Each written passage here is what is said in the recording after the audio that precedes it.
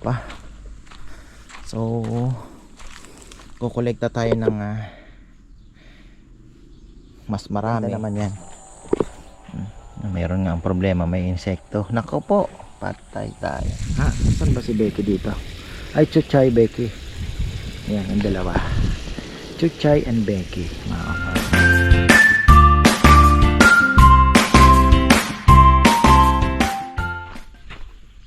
Yan, magandang buhay mga farmer. Update naman tayo sa ating mga halaman.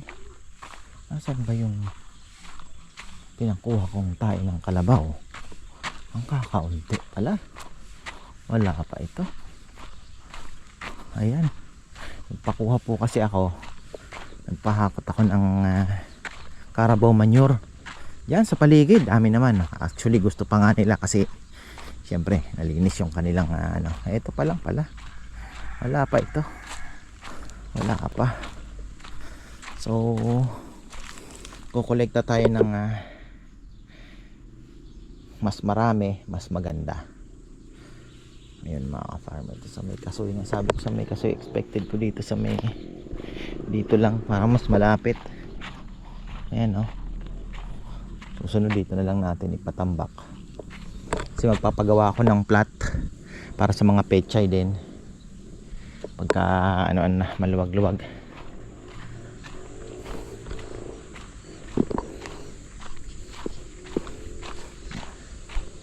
Dilig na yata ni Kongkong ito kahapon.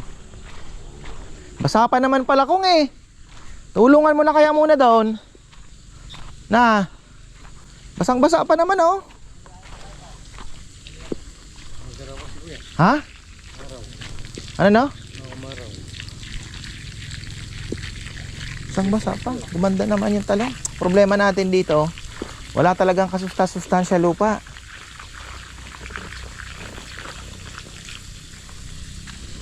Pakipatay mo na yun doon kasi ayun di pa rin pala nagagawa yan sayang yung tubig papaya lumaki na, walang namatay papaya.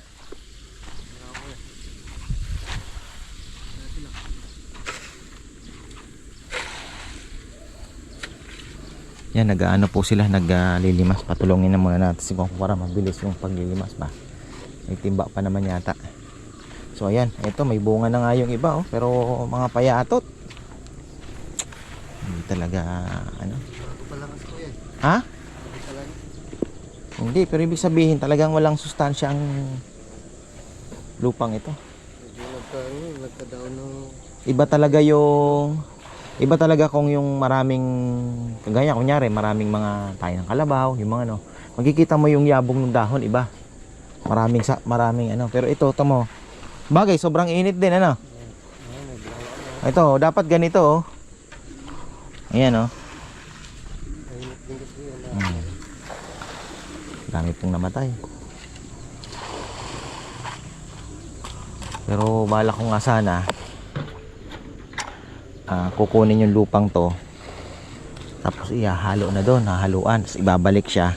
So itong parang naka half doon mamaya na yan yung half parang half moon na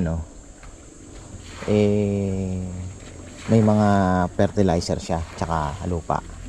Doon mo itatanim ngayon kahit pa paano yung gagalawan niya may fertilizer talaga, organic. Yun po sana yung plano ko, kaya lang ang problema naman natin wala tayong tao talaga. Makaganda sana nun, papalahin tapos hahaluan ng carabao manure tapos ibabalik.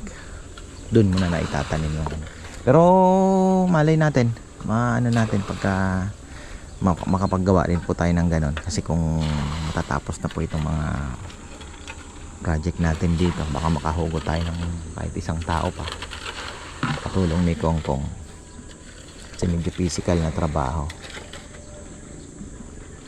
Kaya yan, sabi ko tumulong na muna. Hindi naman po umaraw basa naman yung mga basa pa. Baka nagdilig siya kahapon, hindi naman daw po umaraw gaano. Okay pa yan. Ang ganda, katago yung araw. Ganda magtrabaho ngayon. So basang-basa pa naman yung yung lupa. Ayun oh. Hinahabol namin to. Itong project na to. So ayan, mamaya baka bisitahin din namin yung, ako pala bisitahin ko po yung papaya na pinatabi ko. Baka mamaya sabagay naka-reserve naman na yun. Kaya lang baka kung pwede na, edi papahukay tayo doon naman tayo magtatanim na. Kasi dito kailangan mo na maklear itong mga kalat na to. Mahirap maghila-hila ng hose ng ano eh. Pero pag nagawa na po, mag-aano ako ng hose na bawat gripo may hose para hindi na yung mahaba na hinihila, para hindi na ganon ka magalilipat ka, may hose na naman mahaba, siguro mga 5 meters siguro, 1, 2, 3, 4 mga 6 or 7 meters pwede na yon. Yan, kailangan nila ng konting tulong doon, oh. Baka mamaya maunahan sila ng sibol.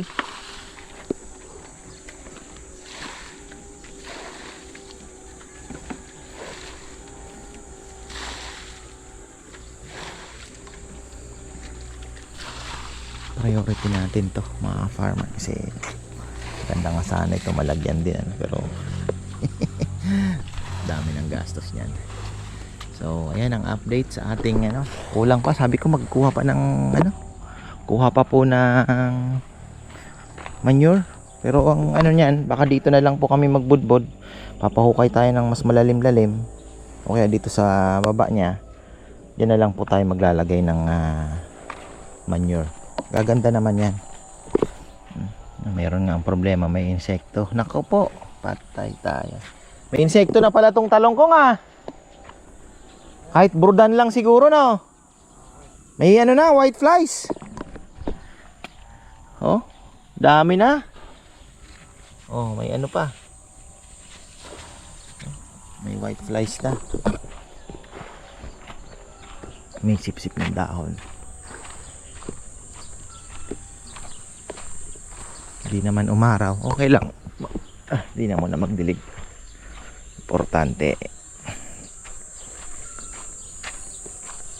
Ito, papatrim na rin natin yan.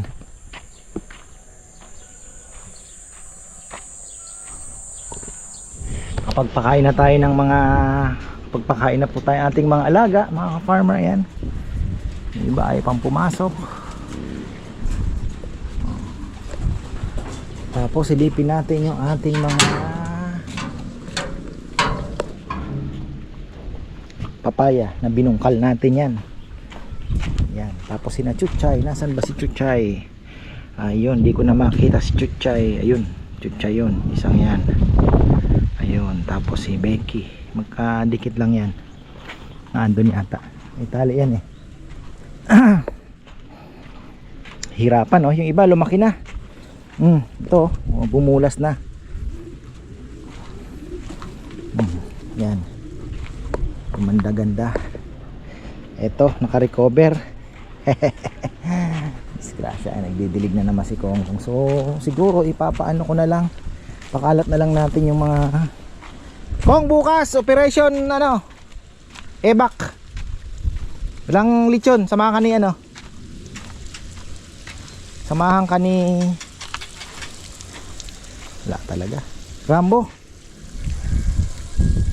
Lumaki na ibang papaya, yung iba naiwan oh. Ganda na yung iba oh. So yan, pwede pa tayo magsingit dyan pagka ito dito siguro, diba? Ayan, unti-unti kasi sili lang naman.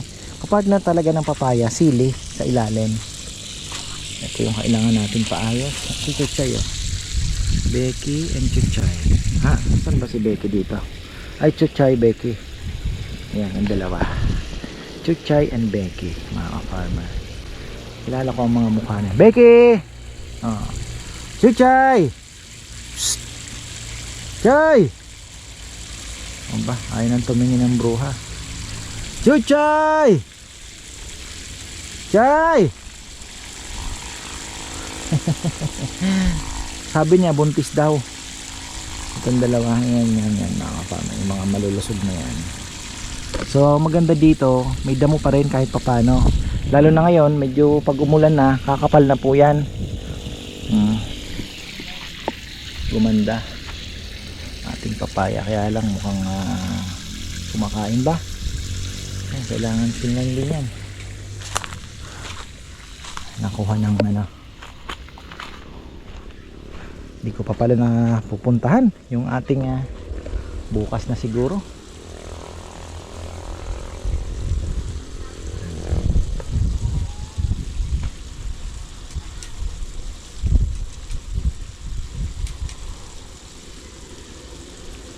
Singit na lang yung ating ano.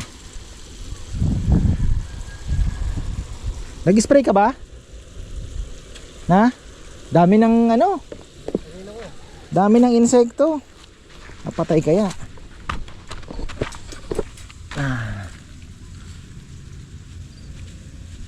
Kasi may space. Yung Brudan magaling eh. Bibili nga ako ng Brudan. Mura lang naman yun eh. May kanya-kanya kasing ano yan eh. Specialty.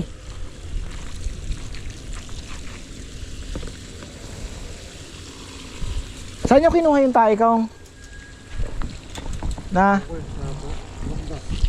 Meron na ano na, yung medyo tuyo na? O puro fresh? Tuyo. Ha? Medyo tuyo. Saka yung talagang tuyo-tuyo na ko yan, meron din. O yun, maganda kung may makukuha tuyong tuyo. O, kaya natin to. Sa ibabaw, pwede naman yung tambak na dyan sa ibabaw. Pag nagdidilig, masisip-sip niya yung katas. Dito sa mga ano, Lang. oh, sa mga gilid, marami. Parang dito sa may mga gilid na yan, oh. Di ba? Tapos tataas din. Na? Tataas din sa kanila. Hindi, kahit at dyan lang muna. Masisip-sip na nila.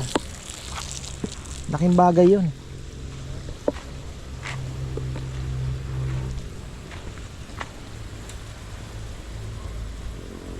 O kaya kung mapapala natin ng konti pa kung malalaliman.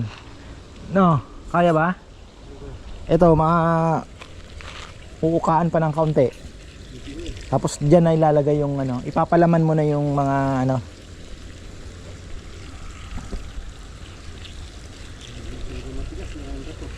Ayun na nga eh, kaya nga sabi ko sa'yo wala talagang kasustansya.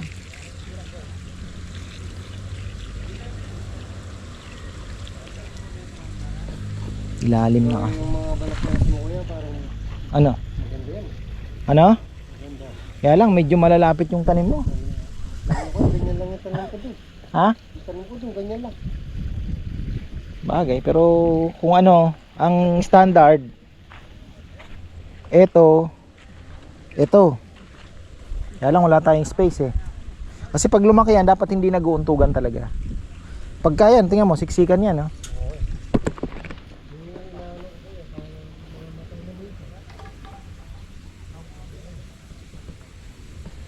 Gagawa pa tayo ng ano, petsayan dito. Habang ano, 'di ba? Dito siguro diyan sa gilid na 'yan, di naman ma-istorbo. Flat, mga farmer ang gagawin natin. Tingnan niyo pala. Yung tubig no, nagi-green na. Yan magandang senyales 'yan kasi naglulumot. Pag linagyan mo pa ng ano 'yan, fertilizer o kaya tubig, makikita nyo berde, yun magandang maglagay ng isda. Galing din ayan ang ginagawa nila mga farmer. Panoorin nyo po sa kabilang vlog. Dito naman tayo ay tagal-tagal lang tayo walang update sa ating tanim. Nakita ko nagla-live ng orchids. Ang presyo ng Vanda nasa 700 to 750. Medyo mabigat din pala. Pero kung ilalagay natin na orchids doon, yung maganda ng klase, pero kailangan maalagaan din talaga. Hindi tayo po pwedeng basta na lang ikabit. Kailangan tututukan din yun. Talagang anuhin yung proper na ano, paglalagyan. Yung ibon natin na yan, nilipad-lipad pa. Eto, pwede pang lagyan ng solar. Kasi hindi naman po nila yan inaanuhan talaga. Hindi naman nila dinadapuan yun dito. side. Puro dito lang sila sa yung landing board nung ano, halos na andyan sila. Bihira silang umapak sa pinakabubong. So pwede tayo maglagay ng solar panels dyan. Bibili ako ng hose kong. Ang gagawin natin para hindi ka mahirapan ng hila-hila, bawat may naka hose na, tapos yun doon naman, para pagkatapos dito igagano mo na lang doon ka naman, di mas mabilis, di ba? O kaya naman pwede mong buksan lahat, tatapat mo na lang, o mas mabilis ang pagdilig, di ba? Oo. Dito ilan yung mga ano, kaya lang hindi talaga bumibigay talaga yung lumulutong, no? Yung tubo, yung ano, blue na mahina talaga sa init ng farm. Talagang ano. So ayan, tapos sa sili na ano, yung ceiling birds eye chili, mga ka-farmer, meron na po akong napatuyo doon. At isasabog natin sa isang ano na lang. Ayoko nang yung seedling tray, hindi na maasin, so kailangan talaga ng tututukan mo.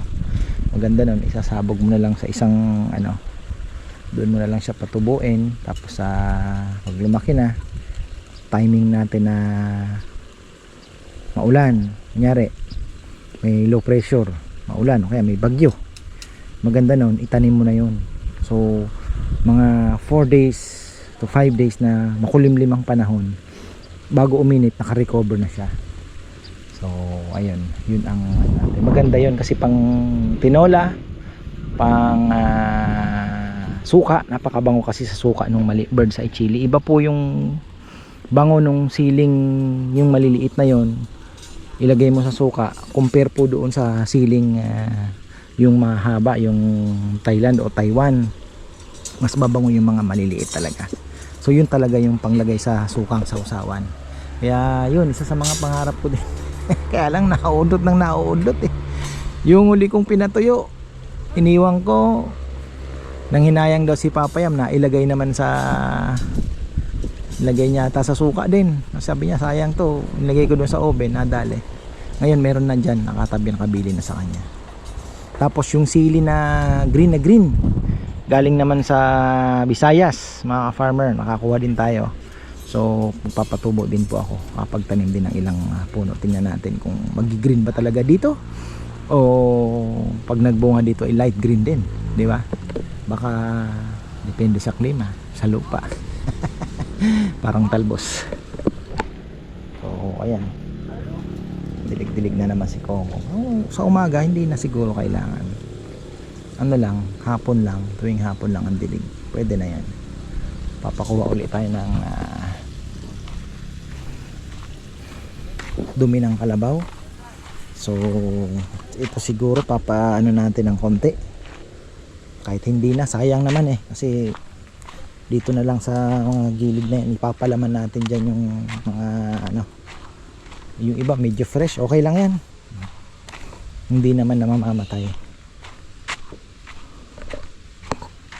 So ayan o, kaunti pa yan, kaunti pa. Dito na natin ipapatambak siguro pagka nakakuha sila dito. Dito daw takot sila, sayang sana, daming baka, daming ng baka. Tapos yung nakuha ni Kongkong nung kinachuchay, papakuha din natin, ilipat din natin dyan. Ayan o, kakaunti pa yan, wala pa, kalingkingan. Ayan, the more the better. Ayan. So ayan po mga ka-farmer, ang update sa ating mga tanim. Papaya gumaganda na, baka bukas makadalaw po tayo doon sa seedlingan at tayo naman po ay makuha ko na yung papaya at ayun, maitanim na. So ayan, marami pong salamat at magandang buhay.